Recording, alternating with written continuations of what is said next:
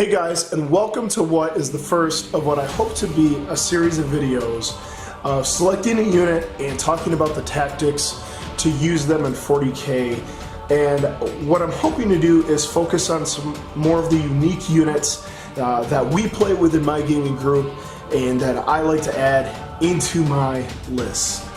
To start this series off, I'm going with the Eldar Lynx. It's a grav-tank and it's a Forgeworld model.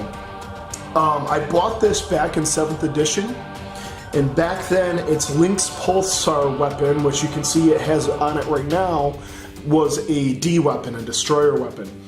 And it would fly around, it would sit low to the ground, it would get cover saves, and it was an easy way to get that dreaded D cannon shot across the board. But quite a bit has changed in 8th edition. The Imperial Armor Book Xenos Index is where the 8th edition rules come from for this. It's an index for rules, so here's me hoping that Forgeworld quickly updates the rules, because the index rules, however, they're not bad. They're quite costly, as we're seeing with a lot of the index versus codex points costs and rules. I think that the Lynx is still good in a list, and hopefully you'll see them this Lynx in some battle reports coming up, but it definitely has some shortcomings that we're going to point out here. Okay, the Lynx is an Eldar grav tank. It's a heavy support choice, and it comes in, if you play with power levels, it comes in at a 20 power level. In the back, it is 325 points. Can I say that again? A whopping 325 points. But let me give you the stat line for it. Its movement is variable, but also degrading, and we'll go into that further. But if it's at full wounds, its movement is 16 inches. At half wounds, it's 4 to 8 wounds. Its movement is 12 inches, and at 1 to 3 wounds, its movement is 8 inches. So at 16 inches at full health, it's quick. It's as quick as a jet bike. Its weapon skill is a 6+, which is what you would see on a standard tank. Its ballistic skill is also a degrading stat line. At full health, it's a 3-up. At half health, it's a 4-up. And at the last 1 to 3 wounds, it's a 5-up. Its strength is 6. Its toughness is 7. Again, in line with a lot of the tanks in 40k at this point in 8th edition. Its wounds are 16 wounds. That's very nice, but its attacks are at 3, its leadership at 8, and it has a 3-up save. There's no invulnerable save for this tank, so it's just got its bone stock 3-up save, like you see for a lot of tanks out there. But at 325 points stock, a 3-up save with no Eldar invul or anything like that out there does make this tank a bit brittle. It says here, a Lynx is a single model equipped with a shuriken cannon and a Lynx pulsar. In the back of the index here, a shuriken cannon is 12 points, and the Lynx pulsar is 0 points. Just scrolling down here are war gear options. A Lynx may replace its shuriken cannon with one of the following weapons. It can replace it with a scatter laser, Eldari missile launcher, star cannon, or a bright lance. I just have the shuriken cannon on mine. And a Lynx may replace its Lynx pulsar with a sonic lance. We'll also look at that option. And a Lynx may take items from the vehicle equipment list. That's important because you can now take Spirit Stones with it to give it a 6-up, essentially, in 8th edition, Feel No Pain. They give it a little bit more survivability since it only has that 3-up armor save. So, going back, let's look at a shuriken cannon that I've equipped mine with. It's 24-inch range, assault 3, strength 6, 0 AP, 1 damage, and each wound roll of a 6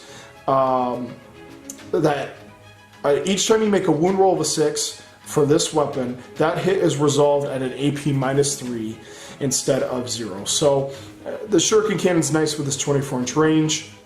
And looking at the Lynx pulsar, When attacking with this weapon, choose one of the following profiles. You can use the saturation mode, which is 48-inch range, heavy 2, D3, strength 7, minus 3 AP, D3 damage. Looking at the Lynx Pulsar that I've equipped with it, it has 2 different firing modes. When attacking with this weapon, it says choose one of the following profiles. Saturation mode has a 48-inch, heavy 2d3, strength 7, minus 3 AP with D3 wounds. Or you can go into the salvo mode, and that's a 36-inch range. It has heavy 2, its strength is 12, minus 4 AP, D6 wounds. That, I'm assuming, is their Titan killer. Mind you that the Lynx Pulsar in the last edition was a D weapon, and now it's relegated to a heavy 2 shot. We know how variable a D6 roll can be. You could end up just doing 1 or 2 wounds onto an Imperial Knight, where in the last edition, you know, rolling 2 D shots, you could actually have an opportunity to just remove the model. A few more of the special rules for this. It has, of course, explodes. It also has hover tank. The distance and ranges are always measured to and from the model's hull, and that's kind of important because it's so low and so long and there isn't much of a base there. You can really get some shenanigans in moving it to get the range that you need. Sky Hunter. At the start of any of your turns, this is a long one, hang in there for me. At the start of any of your turns, before the beginning of the movement phase, this vehicle may activate the Sky Hunter ability. When active, the unit gains the airborne and lumbering flyer abilities and uses the movement characteristic for Sky Hunter instead of its regular movement, and that is on the damage table. The effects for this ability last until you choose to end them, which may be done at the beginning of any of your own movement phases, at which point the vehicle loses the airborne and lumbering flyer abilities until Sky Hunter is activated again. So this is what makes, I think, the Lynx an odd duck. It fits in an odd spot. Is it a flyer? Is it a hover tank? It doesn't. If it is a flyer, it moves fast but can't really turn. And that says it right here. Airborne, if you do go into Sky Hunter, Airborne, this model cannot charge. It can only be charged by units that can fly and can only attack or be attacked in the fight phase by units that can fly. I think you would flip into the Sky Hunter mode for this at the beginning of movement phase if you were about to be charged by an assault-centric unit, or if you needed to jump across the board and score a different objective, or jump back down in that hover mode. Lumbering Flyer. This is again only active if the Sky Hunter ability is. When this model advances, add 20 to its move characteristic for that movement phase instead of rolling a dice. When the model moves, first pivot on spot up to 90 degrees, and then move the model straight forward to at least the minimum move distance or the maximum. So it's not as agile as the other Eldar flyers, but you do get the movement. And now the degrading stat line, if you're in Sky Hunter mode, is at full health, it's 20 inches minimum to 60 inches maximum. At half health, it's 20 to 40, and at the less 1 to 3 wounds, it is 20 to 25 inches. So I think going into that, Sky Hunter mode is good if you're about to be charged by a ground unit that doesn't have the fly keyword, or if you need to jump across the table to get to where you need to be.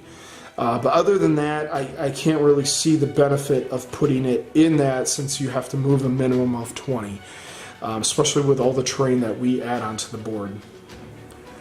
Okay, for the first matchup here, I'm going to give it what I used to hunt in 7th edition with it, which was Imperial Knights. This guy could go across the board and really chip at Imperial Knights and then duck back behind cover and move around and score objectives. The Lynx was very, very handy for hunting these guys off the board. So in this edition, I'll use the Lynx Pulsar against a knight, but we'll see how it does. So I've got the saturation mode again, which is heavy 2d3, strength 7, minus 3 AP, d3 wounds, or the 36-inch range, heavy 2, this is a salvo mode, strength 12, minus 4 AP, d6 wounds. So that's the one I'm going to roll off first. We're going to say that the Lynx didn't move. It doesn't have any rules that say if it moves, it ignores the heavy weapons. So if it moves, it's now hitting on a 4-up at full health. So we're going to roll first. Let's say it's stationary, shooting the knight. And we've got 2 hits.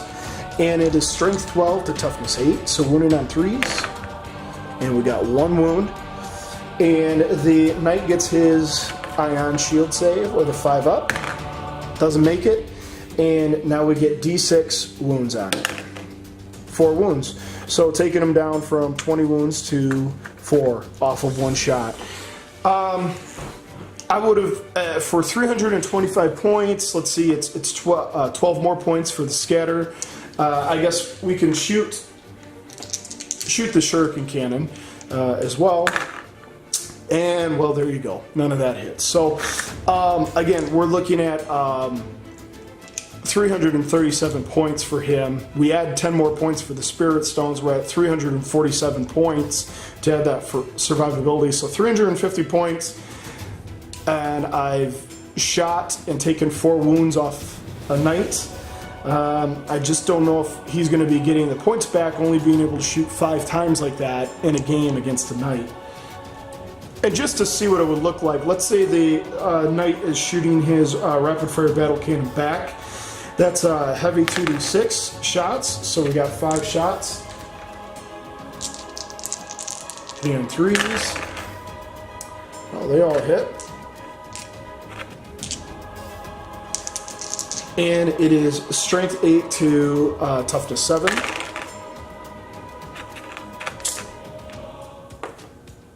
And that is minus 2 AP. So we're at 5 ups for the Lynx. Wow, he actually made a boatload of those, but fails 1, and that is D3 wounds.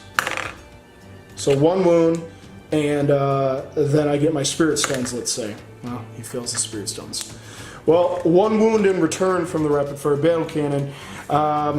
But that was a pretty poor roll for damage on the battle cannon there. A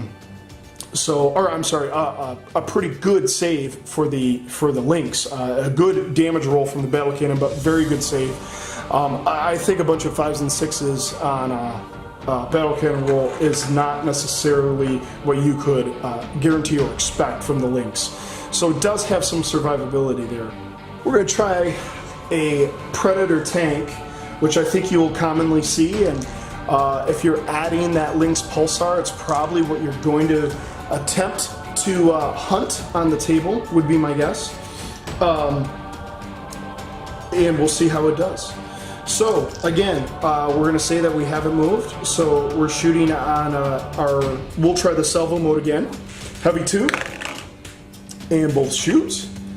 And it is strength 12 to toughness 7, and 1 wound.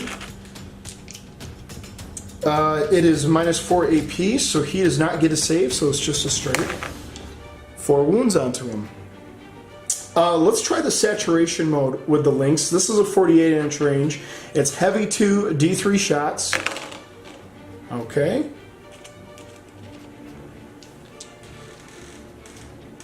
Let me get the dice here.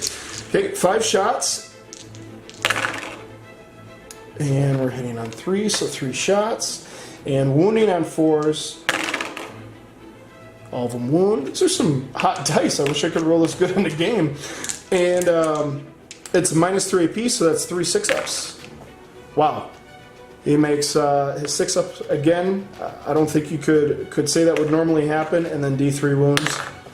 Well, 1 wound. So the saturation mode put 1 wound on him, and the salvo put 4. So again, I guess we can shoot the shuriken cannon as well. And 2s. 1 wound. He just gets his 3-up, which he makes. So at this point in the last edition, okay, we've gone against 2 armored targets, we've gone against the Predator, and we've gone against a Knight. And both our best rolls, which granted these are kind of hot dice tonight, but we've taken 4 wounds off of each vehicle. I don't know if that's really equating to 347 points of 5 rounds of shooting and stripping 4 wounds. We're barely killing a Predator or 2. So let's look in return of the Predator shooting back. Let's say the Predator hasn't moved, and he's going to just dump all 4 las cannons into him. Well, he only gets 50% of the way there. Maybe the dice are catching back up to us. And he is wounding on 3s. It's only 1 wound. It's -3, so I get a 6-up, which I don't make. D6 wounds. 1 wound. Okay. Well, again, the dice aren't consistent, but I think you could expect, on average, to put a handful more wounds. Okay, I've swapped out the weapon option, and I've added the Sonic Lance. And actually, back in 7th when I built this, I never used the Sonic Lance, but I added a magnet to the Pulsar just in case I needed to swap this in and out. And sure enough, 8th edition comes around, and this is actually how I run the Lynx in my Eldar list, adding the Sonic Lance and also adding the Spirit Stones. So again, the Sonic Lance is 0 points. But I add the Spirit Stone, so I'm up to 347 points for this. Now it's essentially, it moves 16 inches, and it has an 18-inch range for its Sonic Lance. You can also move 20 to 60 inches if it's in the Sky Hunter mode with that 18-inch lance. So I'm able to get it around the board and get it within 18 inches if the Lynx survives. So the Sonic Lance itself, the stats are 18 inches, heavy 3d6. It doesn't have a strength, it just has an asterisk, but it's -3 AP, 1 damage. And the asterisk says, this weapon automatically hits its targets, much like a flamer.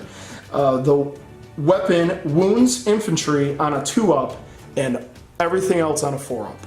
So, any other units, it says. So infantry, it wounds on a 2-up. So what I use this Lynx as now, with the Sonic Lance on it, is I fly it around and I root out tough infantry units. One of my favorite things to hunt with it is Longfangs.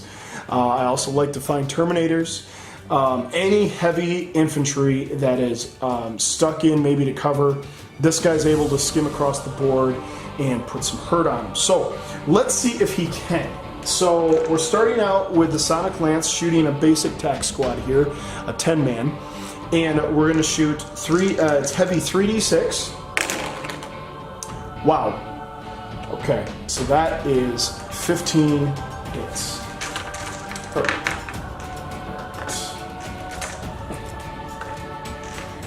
Get some Spirit Ice in here. And now it wounds infantry on a 2-up.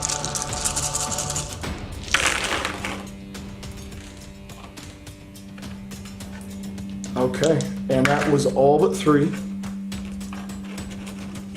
And now this is a -3 AP. So armor saves for the Space Marines, we're looking at 6 ups. Oh, and they actually saved some. They saved 3 guys. And I don't see any 5s. So even if they were in cover, we would have still lost 2, 4, 6, 8, 9.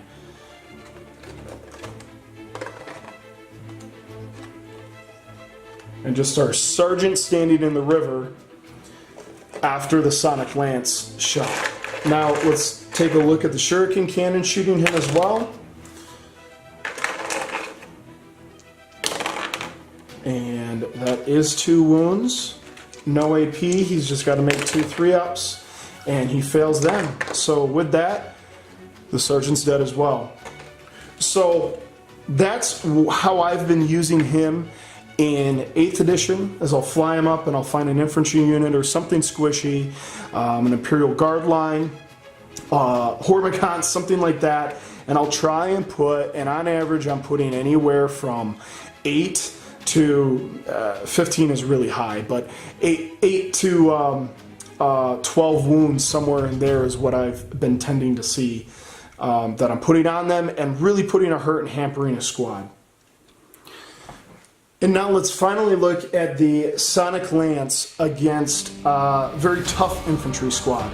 So I've put my favorite on there. The reason I started playing the game in the first place is Terminators, and we'll see how it does. So let's say it's zoomed up here, and it's 3d6. And again, using all my dice.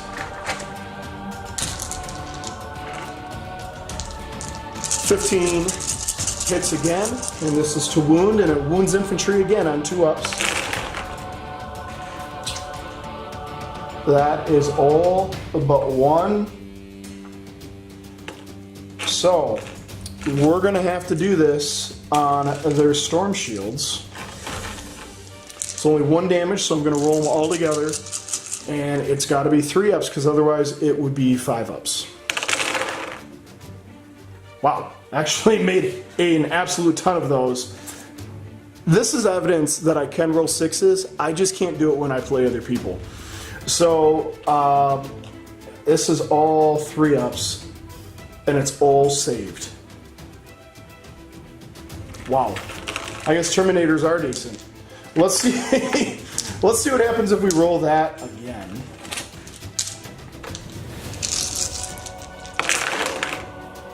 Okay, and we lose 1, 2, 3, 5, 6, 7. 7 wounds out of the squad, so that's 1, 2, 3, and a guy. So we take 3, and one of these guys catches a wound. That's pretty consistent of what I've seen even against tough unit like Terminators. So small arms fire coming back into the tank. Again, everything can hurt everything, but it's got 16 wounds.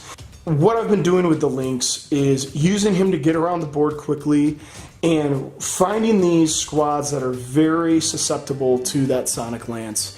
I'm trying to put a hurt on them and delete them off the board. A good example is heavy weapons teams, Long Fangs. So I've played him in 2 games against Space Wolves. 1 game, Space Wolves got first turn, knew what the Lynx did. 1 5-man squad of Long Fangs targeted him and took 14 of his 16 wounds off. That's how deadly with their rerolls to 1 Long Fangs can be. Just a 5-man squad, 4 las cannons.